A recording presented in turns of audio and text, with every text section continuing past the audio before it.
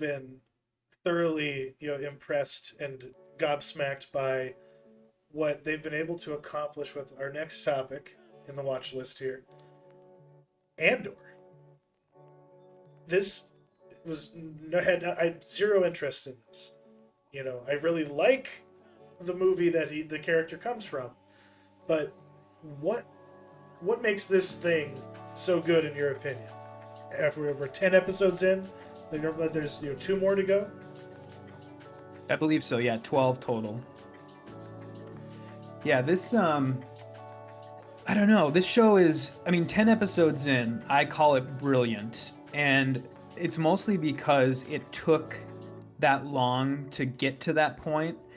And not because it's initially bad or anything like that, but because this is a show that's actually building to something. This is a political thriller, a jailbreak movie, a heist movie, a movie or a show about the failed bureaucracy of the Empire, but it's all wrapped up in Star Wars. It's a show that is not a Star Wars show that happens to be set in the Star Wars universe. Yeah. And so that's why it's so successful, I think. To sort of recontextualize the show now that we're 10 episodes in, it really, really does it justice to sell it as, a political thriller from the writer of Michael Clayton, because that's what it feels like. It feels like Michael Clayton set in the Star Wars universe. And wait a minute, Bo Willimon wrote Michael Clayton? What's that? Who wrote Michael Clayton? Tony Gilroy. Oh, he did. Okay, because I thought. Yeah, Tony Gilroy. Okay, because Bo Willimon is the guy that created House of Cards. Is involved in this too, is he not? I think so, yeah. But I think Tony Gilroy is the showrunner. Okay. And like the. I don't think he writes every episode. He doesn't write the script for every episode, but he's kind of the overarching. He's the narrative person. Yeah. Yeah. And I guess my next question is, because he entered into the Star Wars situation as the rescuer of Rogue One. Wasn't he brought in at the end to fix it? Yes. Okay. Mm-hmm. Yeah, he kind of oh god, who was it? Gareth Edwards, the Godzilla guy, was the guy who was originally on Rogue One, and Tony Gilroy was sort of brought in to essentially salvage the movie, and I think he did a pretty good job. But it's clear, when you watch that movie and then you watch this, it's clear, what parts of that movie are Gilroy and what parts of that are Gareth Edwards, because there's a lot less action in this. It's way more about espionage and spy, sort of Tinker Tailor Soldier Spy type antics. And but the really unique thing about this show is it's almost structured like comic book arcs, in that you have a 3-episode chunk of one thing and then a 3-episode chunk of another thing. And it really has serviced the show well, because what they've done is they've put, if you watch through the end credits or up until the end credits, they've put a director on each of these chunks. So you have 3 episodes done by one director, 3 episodes done by one. So each director with the show has been given the opportunity to kind of tell their own, sort of smaller story within the larger framework of this show. And I think that's what makes it so successful, because it's really smart. Yeah, there's so many just things going on. I don't know how do you feel about sort of because you watched this show also, you said, and how do you feel about sort of the directions that this has gone, as far as you had the heist part of the show, you had the jailbreak part of the show, you have this weird fucking Empire simp in Cyril Karn. And so, yeah, what do you think of all those sort of elements? Honestly, what this show is essentially doing, and is exploring, trying to, or at least just actually put to screen what it probably is like to live in the Empire, the arbitrariness of it. You're helpless. They're just escalating prison sentences so they can use humans as slaves, essentially. And yeah, and it's like you say, it can also be rather incompetent, and it's just a bunch of people sitting in a boardroom yelling stats at each other. But he still finds a way to, Gilroy and everyone involved finds a way to make every scene feel, vital and essential, in much the same way that like the best season of Game of Thrones might. Because this is kind of all over the place, but it keeps it all at least anchored and cohered around the singular event that starts the show. And I think that's another reason why it works so well, because you never feel out of touch.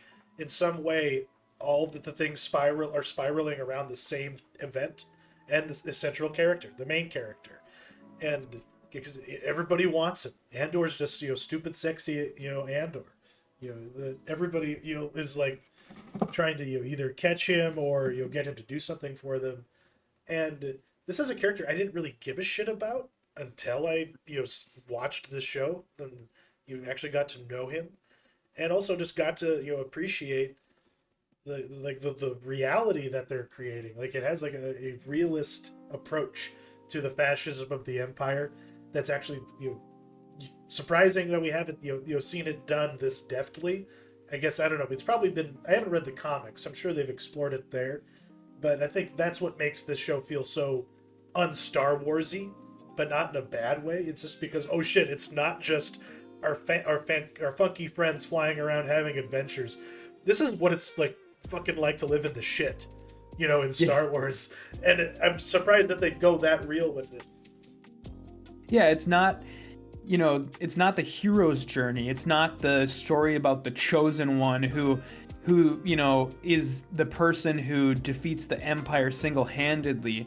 This is about, the people in the shit who, who band together, and they sort of they either die in the service of trying to make a dent against the Empire, or they make such a small dent that nobody will ever know their names ever. Like, these people, they'll either die in service of trying to go up against the Empire, or they'll just fade off into obscurity. And so, it's just like, the story of what happens when those people band together. And it's, the best thing about this show too is it's so like preoccupied with telling a good story that there's such little fan service. It's like, there's no, I think like probably the most iconically Star Wars thing that's even appeared in this show is like a couple scenes you'll see like a stormtrooper off in the distance guarding a door or something. And other than that, there's no Darth Vaders. There's no like real cameos from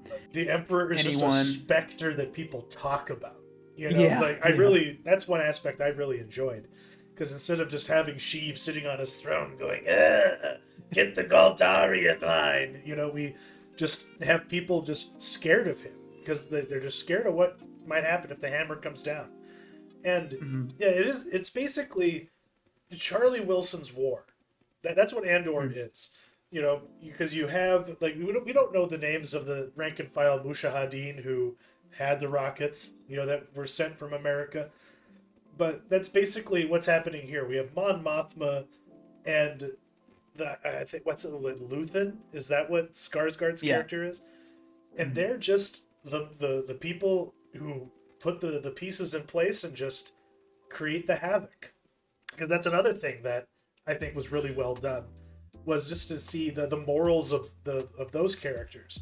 Because like they want to start shit. They want the Empire to put the boot down harder on people's throats. Because that's the only way that people are going to do anything and get up, and change anything about the situation. Otherwise, they will just live in the suppression, and and just be on program, like the prison sequence showed.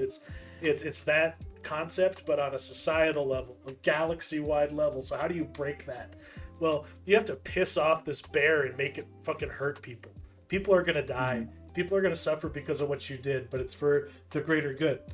So they get to be the good guys. But the gray aspects of what revolution is. Not everyone who like fought in the American Revolutionary War or even was living in America at that time wanted to participate in it or thought it was a good idea.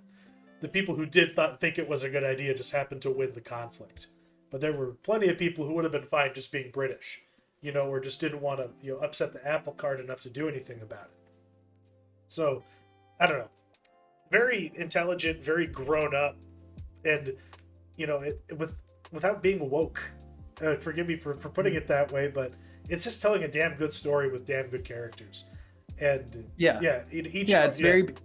it's very preoccupied with, as it's like almost tunnel vision in that respect, and that's all it's preoccupied with is, telling this awesome story. And, I guess the crime for this show is that, it's only gotten better. Like I seriously, I like every episode more than the episode before. And that's kind of the crime with this show is that, those first 2 episodes, they're fine, but you sort of have to get over them to get to the truly good stuff. And these past couple have been just stellar. Like all like the prison episodes and the sort of how they've basically turned prisons into like Amazon warehouses where they're like gamifying everything. It's so good. And this past episode, Stellan Skarsgård was so good, and he has monologue. Oh my god, one of the best monologues ever. And it's only gotten better. And I think sort of the cherry on top of this show is that they've already confirmed it's going to be 2 seasons, 2 12-episode seasons, and it's done. Beautiful. There's no like waiting around for it to get, grow shitty as it's on its like 6th or 7th season. It's just they're going to tell the story and it's done, Yeah, because they know where this character's story ends. And I think we've seen this kind of thing before with like prequel, like, hey, we like the character we killed off, we're just gonna keep doing him forever until it makes no sense.